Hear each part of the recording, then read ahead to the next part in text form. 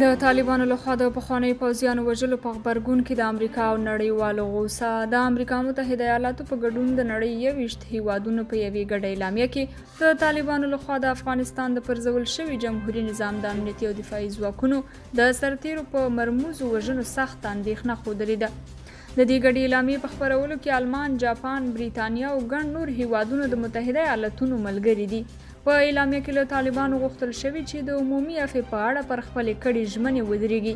یادو هیوادونو دغه راز غوښتنه کړې چې د طالبانو لخوا په دې برخه کې د شویو جنایتونو او ترسره شویو وژنو موضوع دې وڅېړل شي.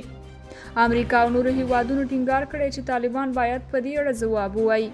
دوی په دې اړه ځواب ویل او د طالبانو اقدامات له هغوی سره د نړیوال تعامل له شرایطو څخه ذکر کړي دي.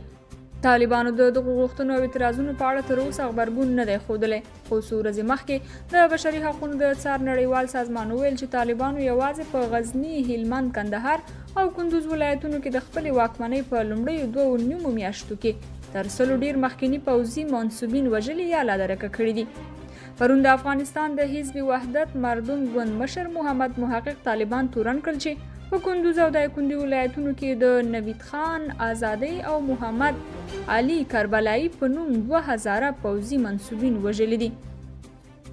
درنو کتونکو د یادې موضوع په اړه څه نظر لري؟ خپل نظریات مو راسره په همدې اړه کمنټ کې شریک کړئ او د نورو ویډیوګانو لپاره چینل هم سبسکرایب کړئ.